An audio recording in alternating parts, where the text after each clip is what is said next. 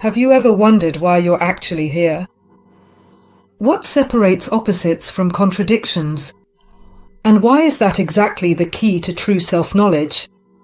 Because if you truly understand what opposite means, then maybe you'll realize for the first time who you really are. In this video, we explore a distinction that almost no one knows about, but that changes almost everything: the difference between opposites and contradictions, between the complementary and the opposing. Because this difference is not only the key to the logic of planetary movements, but also to the deepest level of human connection, the twin soul. Yes, and to understand why your individual, opposing planetary system works the way it does, and why the opposite twin soul can be a unique key to your complete fulfillment, we have to start from the very beginning. That is, with this seemingly small but essential difference between what is opposite and what is contradictory. But now, let's discover together and truly understand what all of this has to do with you and your individual path on Earth. To really understand, we have to take a look beyond the sky, because that's the place where we all come from. And just as a reminder for everyone who's new here, this is a sky chart. This is our sky, divided into 12 equal sections. And yes, you could also just look up and imagine that the sky is divided into 12 equal sections. Yes, and this here is our zodiac. 12 equal sections, our sky. This is a sky chart.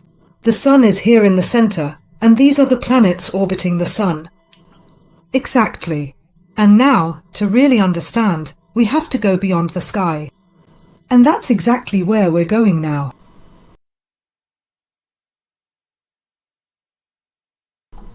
Hello, I am a unit of light with an individual light code that makes me completely unique in the entire universe. Yes, and I live up here above the sky. It's beautiful here.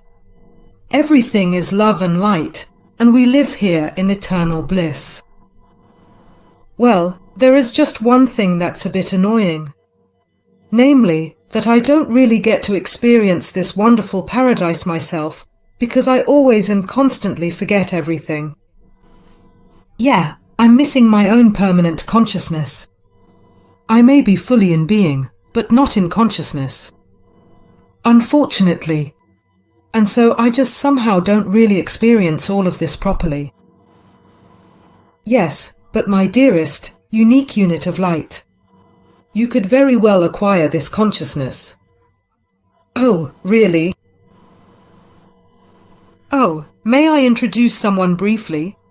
This here is my creator, the source of all being, the Absolute. Ah, most gracious one. How did that go again? Unfortunately, I've already forgotten it again. My dearest unit of light, you have to split yourself in two, become opposites, and then travel to the planet Earth, where, in addition to being opposites, you also expose yourself to polarity. Because in order to recognize who you are, you must experience who you are not. Excuse me. I have to go to Earth split in two to become conscious. That's terrible. That must be pure torture. Yes, it is hard, because you will split yourself, live in two bodies, and you will constantly feel like something is missing. Until you become truly strong enough within yourself to genuinely find that crucial missing part, not externally outside of yourself, but rather deeply inside your own being. And someday, when at least one of you has overcome duality, when one of you starts to listen not to the outside, but to what has long been calling from within. Even if the mind might still have doubts, then you will recognize each other, find each other again. Not as a complement, but as a mirror. And when you then reconnect the opposites through conscious love, something great will happen. You will become whole, not unconsciously as before, but consciously. And that is the path back to divine consciousness. It is not an easy path. It is a tough journey. I have to agree with you on that. But if you decide to embark on it, then you can make it. And what if I'm down there? How do I find myself again there? By staying true to yourself, even if it gets uncomfortable. If you don't sell yourself out, don't belittle yourself, and don't twist yourself out of shape. If you stand up for what is true within you, even quietly, and if you feel what lives inside you beyond words, the connection that never ends, the feeling that doesn't deceive, the signs that are clear, especially when you become still and are completely alone with yourself. You find yourself when you listen to what your innermost self has always known. This is how your twin unity returns to you. All right then, let's go. I split myself, and I find myself again.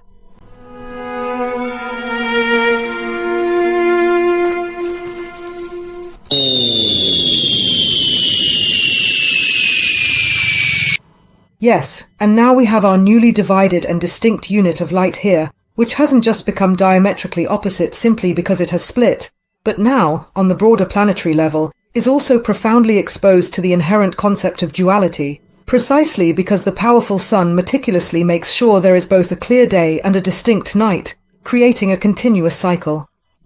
And that means, as soon as you find yourself on the planetary level, you are automatically exposed to duality, so to speak. Yes, and our cardinal directions, our 12 zodiac signs, they also aren't subject to dualism, but only to opposition, because above the sun, up in the sky, there is no sun, no day, and no night, but only opposition. A special characteristic here is also that opposition attracts. It acts magnetically, whereas duality tends to repel and can also create tension. Now let's take another close look at this. Here we can see it very clearly again. Our energetic unit of light was separated here. It split. Yes, then it was separated at first. That would be a task it now has to solve. That means to become whole again. But now it finds itself on Earth, because one part decided to be born here in May, since the 12 sections here also represent our 12 months. Yes, that means this is the direction of Taurus. And yes, one half of us decided to be born here on Earth in May, in Taurus. And the other half chose November, Scorpio. And so both are born on Earth and, in addition to their opposition, are also exposed to duality. That means they have a night side, they have a shadow side, yes, a dark side, weaknesses. First and foremost, they have to solve this task here, to transform these shadow sides into strengths, because otherwise they can't even meet each other. That means, first and foremost, you have to thoroughly purify yourself, so to speak, in order to truly take the crucial next step, to fully find your other, essential half again, and then become a complete and utterly whole being, a truly fully conscious whole. To what extent you should have already transformed your shadow sides, your dark sides, into strengths varies depending on the tradition. But we'll come back to that later. So one thing I could gather everywhere was that a certain level of maturity had to have already been achieved. Otherwise, such a meeting wouldn't even be possible, or rather, it's actually a recognition, because most of the time it's not a physical meeting, but an energetic recognition. Otherwise, it simply wouldn't be possible. But we'll get back to that later. Now, before we continue with our twin soul development, let's take another quick look at the distribution of the planets, because the planets, as I already mentioned in the last video and had announced that we'd look at this again, also act as energy mediators, distributing the original, archetypal energies of our zodiac signs. And we'll take another quick look at that now.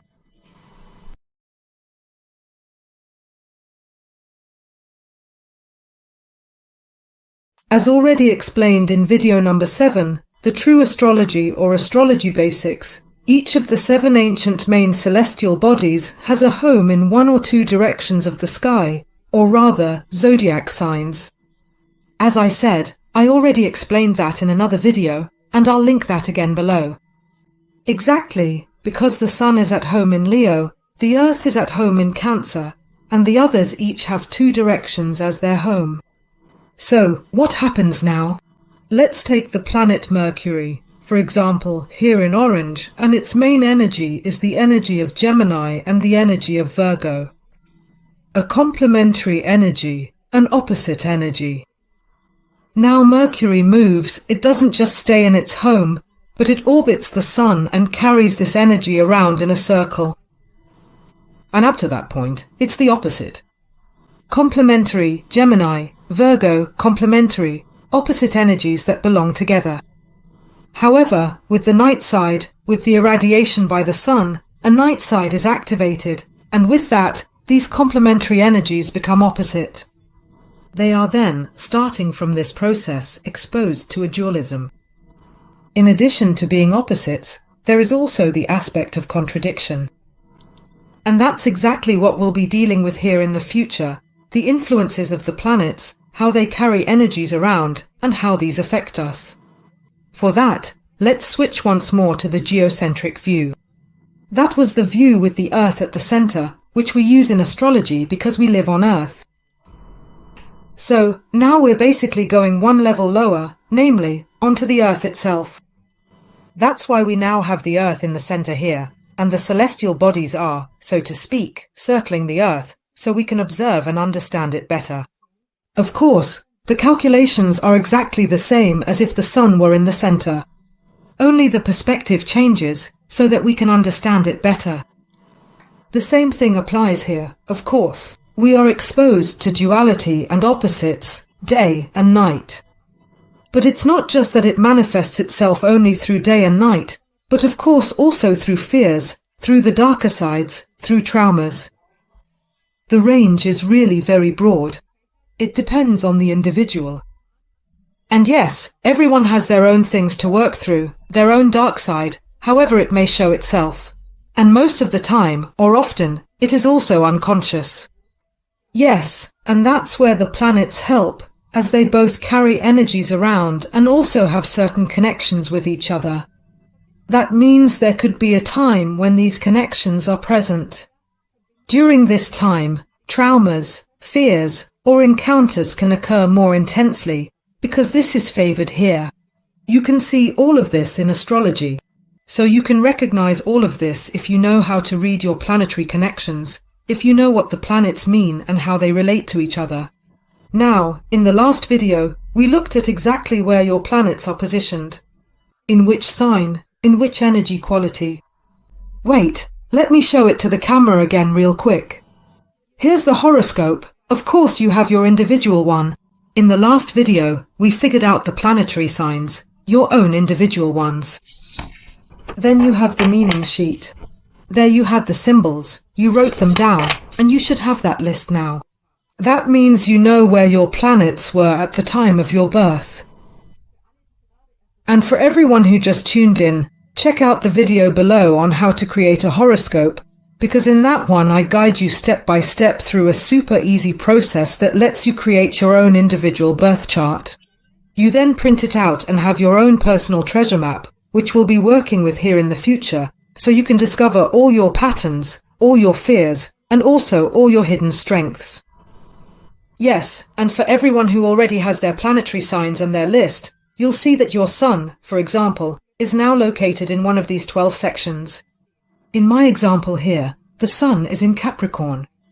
That means, in this example, the Sun sign is Capricorn. Of course, for you, it could be in any of the other 11 directions. And what exactly that means in your horoscope, we'll really start to cover that in the next video. We'll start with the Sun and go through all the signs, looking at what each one means, including their connections. For example, here we have the red planet, Mars, in Cancer. Let's say you also have Mars in Cancer in your chart. Then this could show up as your maternal, gentle side actually being fiery. That means you're still empathetic and compassionate, but maybe not the type who's like, "Oh, and how are you? What's going on with you?" But more like, "Yeah, and? What's up? How are you feeling? Why do you feel that way? We need to change something." This Cancer is colored red by Mars. It has Mars in it, and that's why it's fiery. Yeah, it's got fire under its butt, so to speak. And of course, all the other planetary signs have their own meanings as well. And that's exactly what we'll start doing in the next video. So, get your horoscopes ready. The videos are linked below. Check out the planetary signs, and starting with the next video, we'll take a closer look at what all this means for you personally. But for now, let's go back to our twin flame connection and see what's going on there.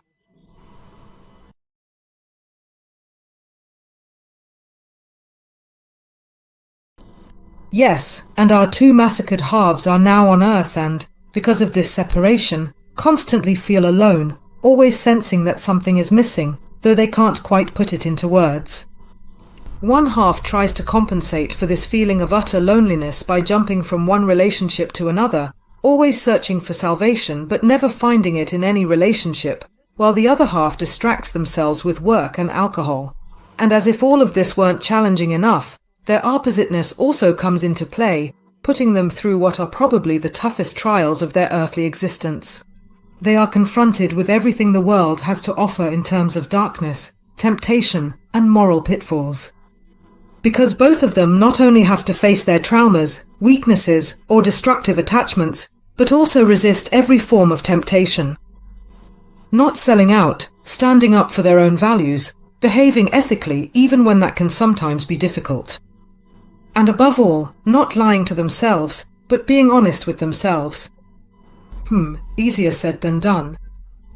But our energetic being of light had firmly resolved to find its other half, and ultimately manages to overcome duality, that is, the opposition, and to transform its weaknesses into strengths, to embrace all its fears, to overcome its shame and self-doubt, and would then finally be ready to meet its other half. However, its other half is still right in the middle of the battlefield, which means several scenarios are now possible. The first scenario would be that the other half, still in the battlefield, does not overcome duality, that is, the opposition. But that wouldn't be a problem for the half that has already realized this, because it can achieve wholeness on its own as well. There are other methods for this. The second possibility would be that the other half also ultimately overcomes duality. You find each other and mirror one another in order to help each other achieve wholeness. However, this form is usually associated with a lot of pain, because in many reported cases, especially in the beginning, there is no physical meeting, but rather you are connected emotionally, mentally, and energetically. This connection, which is often physically noticeable as well, is something you feel almost constantly, and of course, you have to learn how to deal with it. Because in many cases, at least one of the two is overwhelmed by such an intense, literally otherworldly situation. Yes, and from this point on, it would be desirable for both sides if each person accepted their task in order to find their own wholeness. And most of the time, this means that the one who was already further along and had already recognized it stops pushing, stops despairing, and instead simply trusts the process, leans back, and waits calmly. And the other person, who suppresses the connection, sometimes even fighting it off with intoxicants or a lot of distractions, trying to avoid this truth that they begin to accept it and also integrate it into their life, to honestly engage with it and stop suppressing it. To recognize that this is the greatest gift of all, but also the deepest test. Because only then does the space for true encounter arise. Naked, raw, honest. Because meeting a twin soul ultimately means nothing other than meeting yourself. Not as a half, but as a mirror. Not for validation, but as a reminder of what you still need to heal within yourself, and not as an escape, but as a return. Because when these two souls truly meet and manage to connect harmoniously, they enter a space that is described in many traditions as the last great mystery. In Arabic mysticism, they speak of a light of separation that is purified through separation. In Hinduism, it is the story of Radha and Krishna, a symbol of the divine longing for unity. In Greek philosophy, Plato speaks of spherical humans, two halves of the same soul, separated in order to find each other again. The motif even appears in Hopi traditions and Celtic myths. two souls that only recognize each other once they have learned to see with the inner eye. And the most amazing thing is, all these different stories arose independently of one another. Before global networking, before the internet, before the telephone. Maybe you also know of some traditions. If you know anything about that, I'd really love to hear it. Yes, in any case, in many cultures, initiation is spoken of as something that cannot be accessed through external rituals, but only through inner maturity. Because this connection opens up realms of consciousness that are inaccessible to others. A shared action arises from this highest consciousness and an active magnetic interaction. It is an energetic key that only the two of them possess, unique and non-transferable. And since ancient times, people have sought this state in mystery schools, in alchemy, in religion. In general, on spiritual paths, it ultimately always comes down to one thing, the highest consciousness. And in addition, a stable, most powerful energetic field arises between the two. According to tradition, this energy field can captivate entire places. And the mere presence of the two creates a vibrational field that reaches others even without words. It is a sound that exists only once in the entire universe. Because these two souls carry the same light code. Their vibration is unique, cannot be copied, cannot be repeated. This is not love as we know it. It is an inner homecoming that creates something new. An energetic new beginning from the depths of the true self. But as mentioned before, it doesn't matter if one of them suppresses this deep connection, throws themselves into distraction, or simply doesn't want to acknowledge it.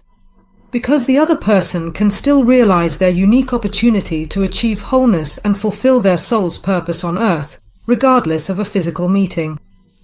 But for the one who avoids the truth, who doesn't want to look it in the eye, it is a consequence of cosmic proportions. Because a twin soul exists only once, and for all eternity throughout the entire universe. This frequency, this shared light, this shared energetic code cannot be reproduced, transferred, or repeated. It is uniquely irreplaceable. Of course, over time, other opportunities may be revealed to the other half. That is certainly possible, but this particular opportunity, this specific chance, is lost forever. So, in that sense, if something like this happens to you, it's definitely worth taking a closer look, really paying attention. Because a possible happy ending could look like this. Oh, my goodness, just look. We really made it. We are now two complete, conscious beings. Yes, you have mastered your path. I am very, very proud of you. Yes, and what can we do with all of this now? Now, my dears, your true freedom begins. You are conscious, connected, and yet free. You can act together or travel separately. And no matter where you go, your connection will remain forever. Say, do you think we could shine as stars in the sky too? But of course, my dears, as twin stars. Powerful, radiant, and impossible to miss. Your light will reach all those who wish to remember. What do you mean? Shall we shine from above? As a sign that love and unity are never lost? Oh yes, then we can give courage and hope to all the people who are searching. That would be simply wonderful. Yes, and we'll send them light and lots of love, so they don't lose themselves on their way, but instead remember who they are. Yippee! Hooray! Come on, let's do it. Hooray!